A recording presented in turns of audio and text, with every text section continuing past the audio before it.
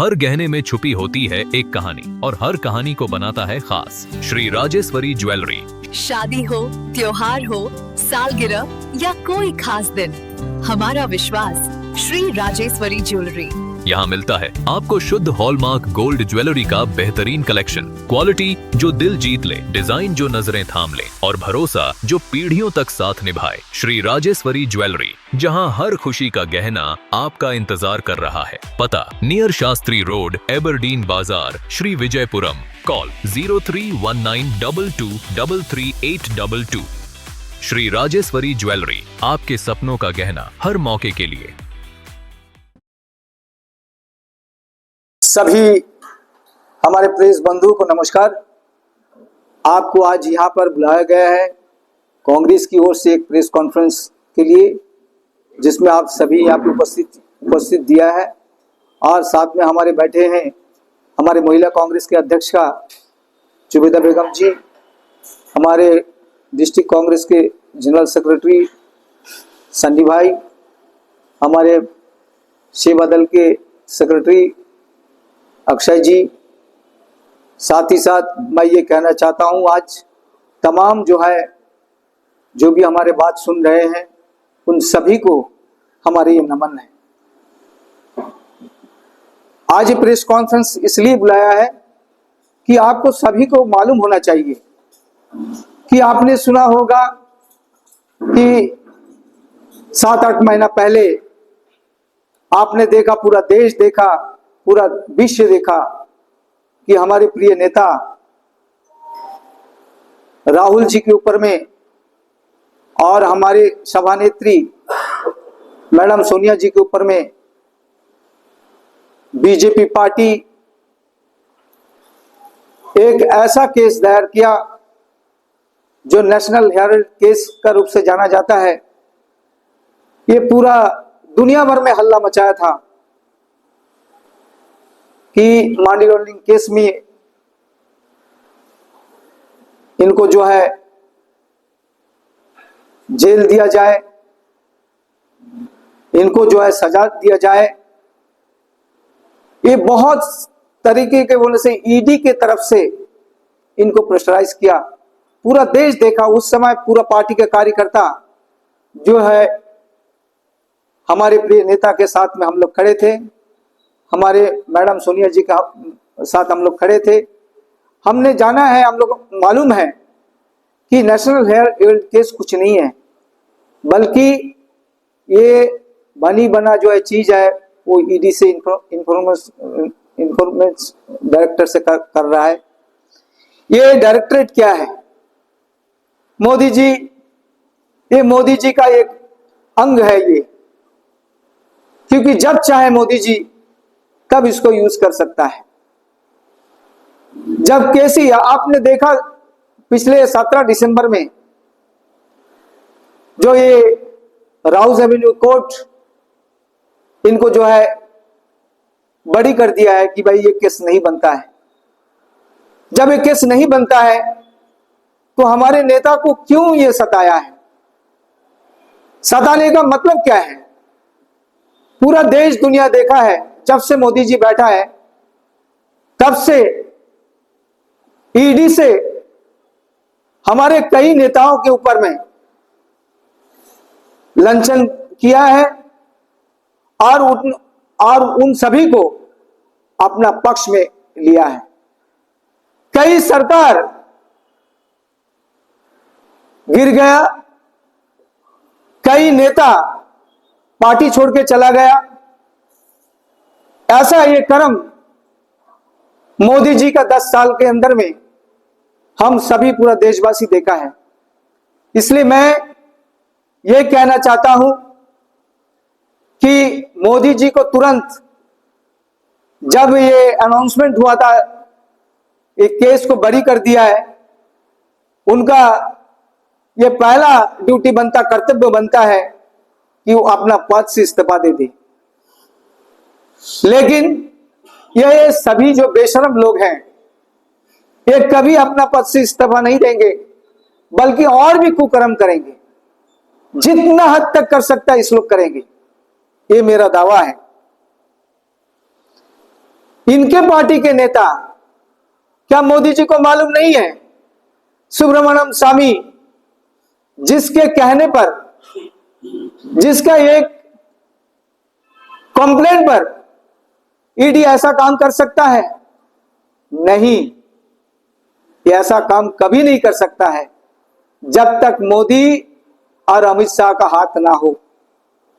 तो इसलिए आज इस प्रेस कॉन्फ्रेंस का माध्यम से पूरा अंडमान वासी को मैं ये बताना चाहता हूं कि इस तरह कई 10 सालों के अंदर में आप सभी ने देखा कि कांग्रेस पार्टी हमेशा आपको सजाग करते रहे कि मोदी जी और मोदी जी के जो कुनबा है ये पूरा देश के अंदर में ऐसा कुकर्म करता है और हमारे नेताओं को फंसाते हैं। हमारे नेताओं के अगेंस्ट में वो कहेंगे कि 70,000 करोड़ का घोटाला किया है, ईडी उसमें डालो, ईडी उसको पकड़ाओ, ईडी से बुलाओ, ईडी उससे पूरा पतराना करते रहे और जब उसके पार्टी में चले जाते हैं एक दिन के बाद तब जो है उसका कोई करप्शन नहीं बनता है। तो ये चीज हमने देखा है, इसलिए हमारा ये पहला कर्तव्य बनता है कि आप सभी इस मामले में कि आज जो भी हो रहा है देश के अंदर में, ये मोदी जी और अमित शाह जी ऐसा कर्म करते हैं, इसलिए आपको सजाग होना पड़ेगा। साथ ही साथ आज आप देख रहा है, सुन रहा है कि एक एक मनरेगा का नाम बदल दिया है। आपने देखा पहले पोर्ट ब्लेयर का नाम यहां पे बदल दिया है जिसका नाम है विजयपुरम। आपने देखा नील और हबलोक का नाम अब बदल दिया है, शहीद और स्वराज रखा है। इसी तरह कई नाम ने अब बदल चुका है, लेकिन मैं ये कहना चाहता हूं नाम बदलने से किसको बेनिफिट हुआ है, किसने मिला है? आज देश के अंदर में, आज हमारे अंडमान निकोबार के अंदर में मनरेगा का जो नाम केवल अंडमान निकोबार में नहीं है, पूरा देश के अंदर में इसको बदल चुका है। क्योंकि पहले से आपको मालूम होगा कांग्रेस पार्टी का अगेंस्ट कांग्रेस पार्टी जो भी नाम रखा है, जो भी स्कीम का नाम रखा है, और ऐसा स्कीम है जो राष्ट्रपिता का नाम से रखा है, Mahatma Gandhi NREGA, Mahatma Gandhi national rural employment guarantee act, MG NREGA के रूप से सभी जाने जाते हैं, जिसमें 100 डेज का गारंटी था। कोई भी व्यक्ति, ये जब नारेगा जन्म हुआ 2005 में जन्म हुआ था, जिसका यूपीए सरकार इसको जो है 2005 में लाया था और नारेगा का रूप से लाया था। जब ने देखा 2006 में महात्मा गांधी का नाम जोड़ा गया, क्योंकि सभी जानते हैं आजादी से पहले महात्मा गांधी का एक ही नारा था, जो भी होगा गांव से शुभारंभ होगा। हमारा गांव अगर विकसित हो, हमारा गांव अगर विकसित हो तो हमारा देश विकसित होगा। उसी का यही पंथ था। इसलिए हमारी सरकार, उस समय की सरकार, यूपीए सरकार, महात्मा जी का नाम इस स्कीम के साथ में जोड़ा गया था। मैं ये कहना चाहता हूं, अभी जो इस स्कीम को महात्मा गांधी जी का नाम को हटा के जो VBG राम जी ये नाम रखा है, ये कौन सा नाम रखा है? मैं ये जानना चाहता हूं कि भगवान राम जी का नाम रखा कि आसाराम जी का नाम रखा? ये मैं बीजेपी से पूछना चाहता हूं, क्योंकि हमने देखा 10 साल के अंदर में कि आज जितना भी कर्म जो है बीजेपी कार्यकर्ता, बीजेपी का नेता जो कर्म करता है, जो दुष्कर्म करता है, वो आसाराम जी से मिलता जुलता है। जिसके लिए मैं ये पूछना चाहता हूं बीजेपी कार्यकर्ता से, एक किसका नाम दिया है आपने? आप नाम बदल दोगे कि आपको हमारा जनता, हमारा अंडमान का निवासी, हमारे कार्यकर्ता, हमारा जनता जनार्दन को कोई बेनिफिट होगा? क्या इसमें काम मिलेगा? मैं कहता हूं ये कभी नहीं संभव होगा। पहले जितना भी ये जो मनरेगा का स्कीम था, इसमें आपको 100 दिन का गारंटी था।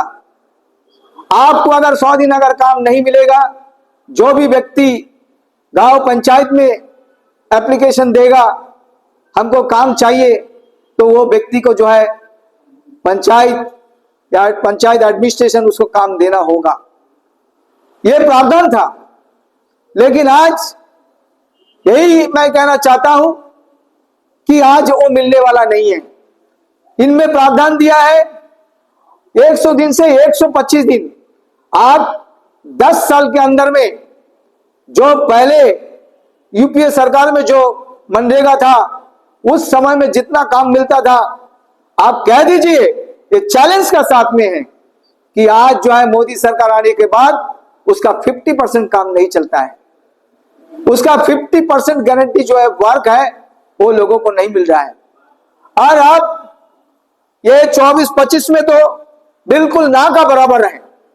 आज अगर ये स्कीम का नाम बदल दिया जाए तो इसमें क्या मिलने वाला है कोई काम? इसमें कोई काम मिलने वाला नहीं है। ये तय कर लीजिए अंडमान वासी, मैं ये कहता हूं। और भी बहुत मुश्किल होगा। अभी हमारे जो मोदी जी का जो बीबी जी राम जी का जो स्कीम अभी निकला है, इसमें बहुत बड़ा प्रॉब्लम और भी होगा। कोई जनता को साल भर में भी काम नहीं मिलने वाला है, क्योंकि ये खाली नाम बदलेंगे, कोई काम नहीं करेंगे। आज हमारे अंडमान के अंदर में इतना परिस्थिति खराब है। आज अनएम्प्लॉयमेंट इतना बढ़ चुका है कि जहां में हमारे बेरोजगार जो है, हमारे अनएम्प्लॉयड जो यूथ है, आज सबसे ज्यादा इस देश दुनिया के अंदर में परसेंटेज सबसे ज्यादा हमारा अंडमान निकोबार में है। आज मेडिकल का परिस्थिति आप देखने से कि वहां पे दवाई नहीं है, वहां से मेडिसिन आपको खरीदना होता है, सब पब्लिक खरीद के चलता है। ऑपरेशन का इक्विपमेंट उसको खरीद के लेना पड़ता है। आज मेडिकल में एक डॉक्टर नहीं है। आज रोड का परिस्थिति बेहाल परिस्थिति है, हर जगह में त्राहिमाम है। लेकिन इस परिस्थिति में ये जो है स्कीम का नाम बदलते हैं। ये स्कीम का नाम बदलने से कुछ होने वाला नहीं है। आज आप नील हैप्लॉक का नाम बदल दिया, क्या नील हैप्लॉक का लोगों को कुछ मिला है? उस क्षेत्र का कुछ विकास हुआ है? नहीं हुआ है। अगर टूरिज्म नहीं होता तो द्वीप के लोगों को आज बहुत बड़ा मुश्किल होता था। आज टूरिज्म है करके उन लोग जिंदा है, नहीं तो मोदी जी का स्कीम से नाम बदलने से वो द्वीपवासियों को कुछ मिलने वाला नहीं है। आज पोर्ट ब्लेयर का नाम बदल दिया, क्या मिला पोर्ट ब्लेयर को? आज भी पानी नहीं है, आज भी बिजली नहीं है, आज भी सड़क नहीं है। सामान का दाम आसमान छूता हुआ है। कहां में विजयपुरम कर दिया तो क्या मिला? कुछ नहीं मिला। तो ये स्कीम भी ऐसी है कि इसमें कुछ मिलने वाला नहीं है, क्योंकि देश का आर्थिक परिस्थिति बहुत खराब है। क्योंकि इस स्कीम को हम देखा है कि स्कीम में अभी 40% जो है स्टेट को देना है। अरे पहले 100% जो है सेंटर देता था, आज 40% अगर स्टेट को देगा तो कहां से? आपको तो फंड ही कुछ नहीं देगा। स्टेट तो ऐसी, स्टेट का हालात जो इतना परिस्थिति खराब है कि वो भी उधारा में चल रहा है पूरा स्टेट। आज उसका बजट से ज्यादा उसका उधारा है। वो कहां से 40% इसको देगा? ये स्कीम में, ये स्कीम वो नहीं देगा और ये स्कीम धीरे धीरे जो है समाप्ति की ओर जाएगा, धीरे धीरे समाप्ति की ओर जाएगा।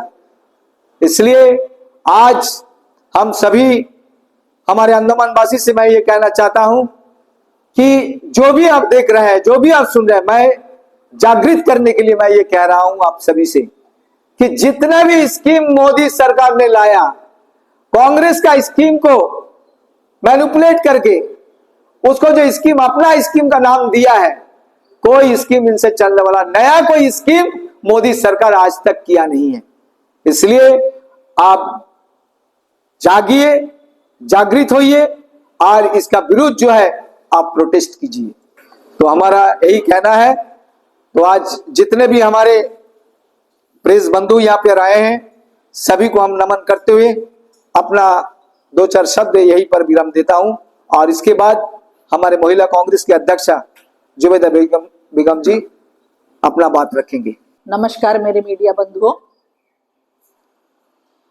आज मेरे साथ बैठे हुए मेरे कांग्रेस के अध्यक्ष परम आदरणीय रंगलाल हालदार जी, मेरे इस पार अक्षय जी और सादाब रियाज जी और आप सभी को मेरा सादर प्रणाम।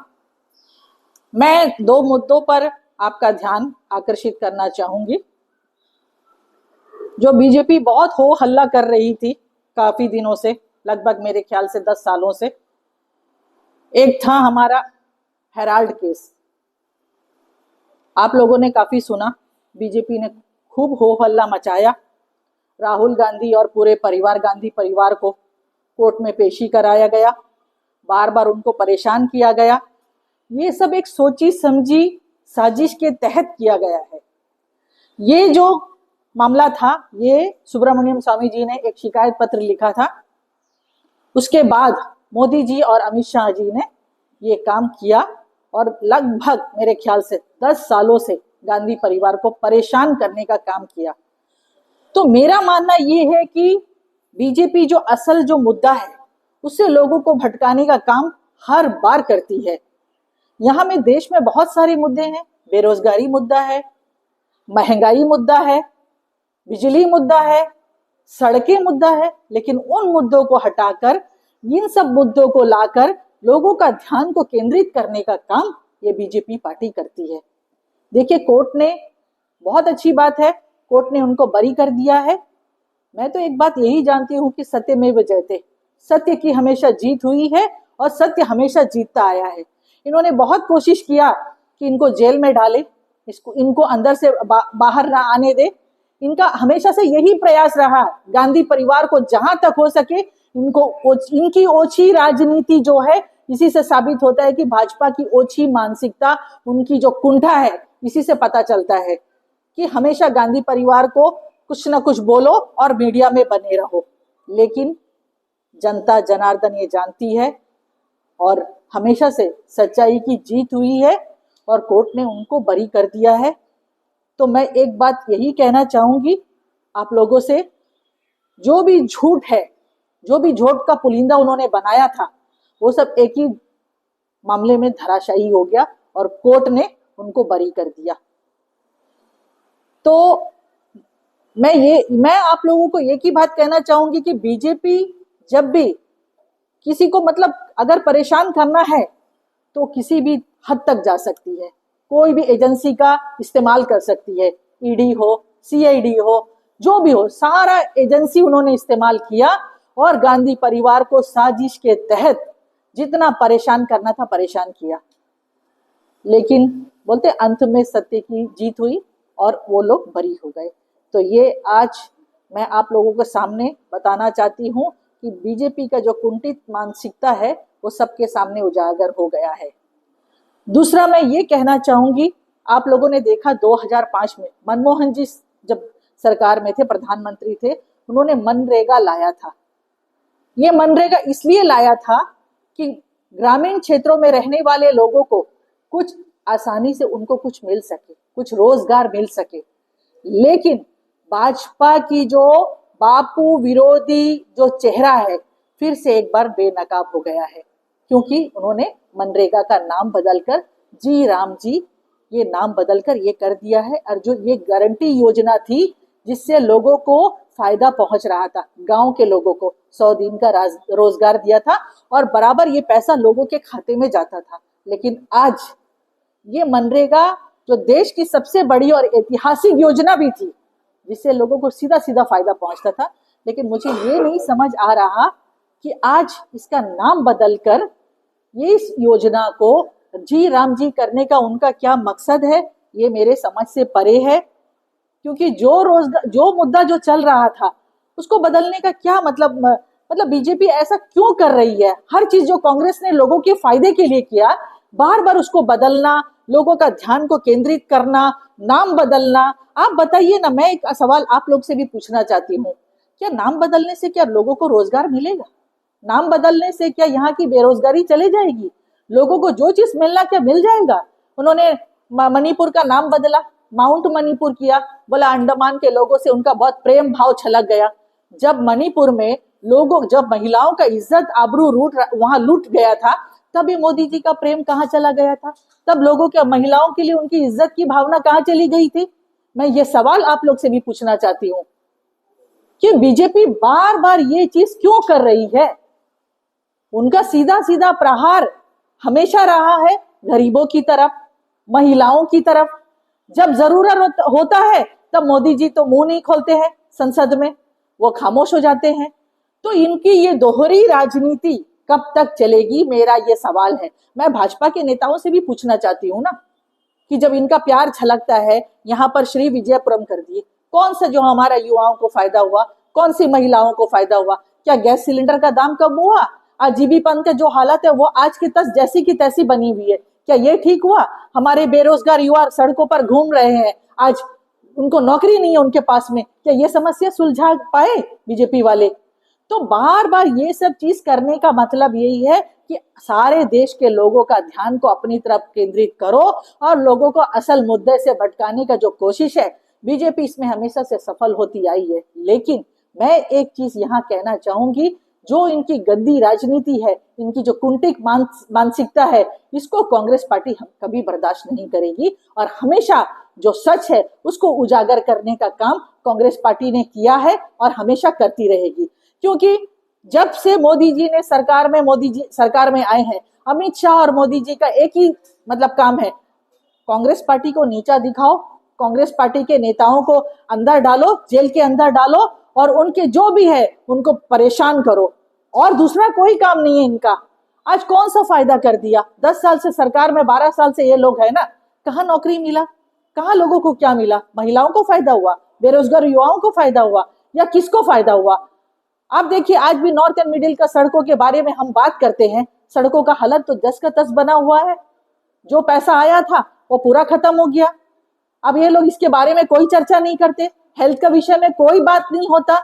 आज इतना पैसा संसद में खर्चा हो रहा है, एक दिन का इतना खर्चा बजट जा रहा है, लेकिन मोदी जी असल मुद्दों से ध्यान हटाकर जो बाकी सारे मुद्दे हैं उसके ऊपर ध्यान केंद्रित करके लोगों का ध्यान भटकाने का कोशिश कर रहे हैं। लोगों को हिप्नोटाइज करना उनको अच्छा से आता है कि लोग असल मुद्दों से आकर दूसरे मुद्दों पर लोगों का ध्यान घुमाते रहो और अपना राजनीतिक रोटी सेकते रहो। तो मैं आप लोगों से यही कहना चाहूंगी, जो गारंटी योजना कांग्रेस ने लाया था वो लोगों के फायदे के लिए लाया था। आज इसको घुमा फिरा के लोगों को परेशान करने का काम बीजेपी पार्टी करती है और करती रहेगी। लेकिन कांग्रेस पार्टी जो गलत नीति, जो गलत चीज है, उसको सच साबित करने के लिए अपना धरना प्रदर्शन करेगी, सड़कों पे आएगी, लोगों को अपना बात जो बताएगी। ये देशवासियों को जानना चाहिए कि सच्चाई क्या है, वो सच्चाई को लोगों के सामने उजागर करने का काम कांग्रेस पार्टी ने किया है और हमेशा करती रहेगी। तो आज आप लोग आए हमारे बीच, बहुत शॉर्ट नोटिस में आप लोगों ने यहाँ पर आया और हमारी बातों को सुना। मैं आप लोगों से यही एक चीज मैं कहना चाहूंगी कि जो भी सच है वो लोगों के सामने आना चाहिए और आप लोगों के माध्यम से अगर ये चीज आ जाए तो बहुत अच्छी बात है। मैं इसमें से कुछ पत्रकार जो है सच्चाई को साथ लेके चलते हैं, मैं ये भी जानती हूँ। हमेशा से जो चीज सच है उसको आप लोगों ने सच साबित करने का भी कोशिश किया है। मैं आप लोगों का तहे दिल से शुक्रिया अदा करती हूँ कि आज आप हमारे बीच आए, हमारी बातों को सुना। सिर्फ ये सुनने से नहीं होता, क्योंकि इसको बाहर में आपको जनता को बताना भी है और ये जो सच्चाई है इसको बताने का काम आप लोगों का है। क्योंकि मैं ये जानती हूँ कि ये जो हम बोलते हैं ना प्रेस, ये चौथा स्तंभ है। ये इसका काम है, जो झूठ है उसका पर्दाफाश करना और जो सच्चाई को सामने लाना। तो आज हमारे बीच आप लोग आए, मुझे यहाँ पर आमंत्रित करने के लिए मैं हमारे अध्यक्ष जी का भी मैं तहे दिल से शुक्रिया अदा करती हूँ, और आप सभी का एक बार पुनः मैं आभार व्यक्त करती हूँ कि आज हमारी बातों को अपने गौर से सुना, और मैं चाहती हूँ कि लोग भी सुने और इसको अमल करें। धन्यवाद। जय हिंद, जय महिला कांग्रेस। सर, दो आप लोगों ने इशू उठाया, दोनों में एक एक छोटा छोटा सवाल करना चाहूंगा। सर, नेशनल हेराल्ड का ईडी का मुद्दा आपने उठाया। अंडमान निकोबार आइलैंड्स में भी एक बहुत बड़ा ईडी का जो है 500 करोड़ का घोटाला का जो है केस इस वक्त चल रहा है। उसमें भी एक बहुत बड़े हमारे जो फॉर्मर मेंबर ऑफ पार्लियामेंट है, सीनियर कांग्रेस लीडर है, उनका नाम आ रहा है। क्या आपको लगता है नेशनल इशू के साथ साथ जो ईडी का मामला अंडमान निकोबार में चल रहा है, तो उसमें भी कहीं ना कहीं जो है पॉलिटिक्स इन्वॉल्व है? क्या आपको लगता है पॉलिटिक्स की वजह से ये पूरा जो है केस किया गया है, या ये मामला जेन्युइन है और जो नेशनल हेराल्ड का मामला था वो फेक था? क्या इसका आपका मतलब मानना है सर? देखिए जी, आप जो बोला है तो सही है, जो भी बात हुआ है ये ईडी का मामला है। आपने देखा पूरा हमारा नेता को में कैसा कर्मचारी हुआ, कैसा किया, ये भी राजनीति हो सकता है। ऐसा क्या है, इससे कोई बुरी थोड़ी का बात है। इन लोग अभी क्या कर रहे हैं, वो तो पूरा दुनिया देखता है। क्योंकि हम कोई आज अंडमान के अंदर जो ईडी का बात हुआ, कुछ भी हुआ, वो अगर सच्चाई है तो कानून अपना काम करेगा।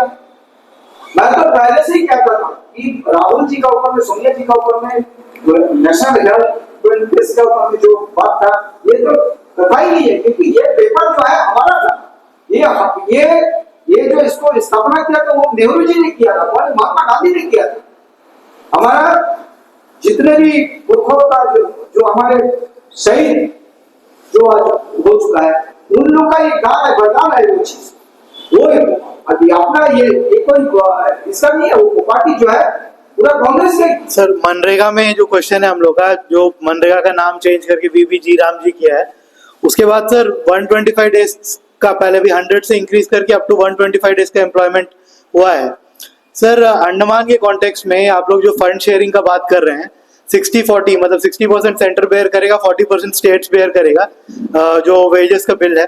तो इसमें सर अंडमान में आपके हिसाब से सर क्या डिफरेंस आएगा? क्योंकि हम लोग तो यूनियन टेरिटरी है, हम लोगों को फंड डायरेक्ट सेंटर से आता है, तो जब 60-40 का शेयरिंग भी होगा तो अंडमान में इसमें क्या फर्क पड़ने वाला है सर? आपको क्या लगता है, मतलब आपके अनुसार इस बिल के आने से, जो नया मनरेगा का बिल है जिसका नाम चेंज कर दिया गया है, उस बिल के आने से अंडमान में क्या फर्क पड़ेगा? क्योंकि हम लोगों को स्टेट शेयर का फंड भी सेंटर से मिलना है और सेंटर का फंड भी सेंटर से मिलना है। तो फिर क्या कंटेक्स्ट है आप लोगों का प्रेस कॉन्फ्रेंस का अंडमान में आज इस मुद्दे में? स्टेट जो है, स्टेट में फर्क पड़ेगा, लेकिन अंडमान में आप बोल रहे हैं कि फर्क नहीं पड़ेगा, ठीक है, क्योंकि 7% तो सेंटर से ही आना है, लेकिन आएगा ही आना। अभी तक तो सेंटर से 7% आता था, लेकिन कहां में मनरेगा का काम हुआ, कौन सा पंचायत में हुआ, ये आप बता दे कि ये पंचायत में हमारा साल भर काम हुआ, कोई पंचायत में हुआ नहीं। अभी तो पैसा का इतना किल्लत है, सरकार इससे ध्यान भटकाने के लिए ये जो काम जो है अभी मनरेगा का ये बिल लेके आया, क्योंकि 40% जो है स्टेट को देना। अरे स्टेट का ऐसे ही बोझ हो गया, और वो कहां से पैसा देंगे, नहीं दे सकता, और ये पूरा स्कीम फ्लॉप होगा। ये स्कीम को खत्म करने चाहता है, बस यही है। एक्चुअल में बापू का नाम को इन लोग को हटाना है और राम का नाम को लाना है। अरे राम तो एक आस्था का विषय है ना, ये सभी हम भी मानते हैं, आप भी मानते हैं। सिर्फ इनका मकसद यही है कि बापू को, मतलब बापू का नाम को हटा के राम का नाम को लाकर ये राजनीतिक रोटी सेकने का काम है। सिर्फ मैं यही कहना चाहूंगी। बापू का नाम हटाने से, राम का नाम लाने से कोई स्कीम बढ़ेगा? लेकिन हर भारतवासी के दिल में बापू है, कोई बात नहीं, लेकिन हर भारतवासी के दिल में बापू के लिए आस्था है और हमेशा रहेगा।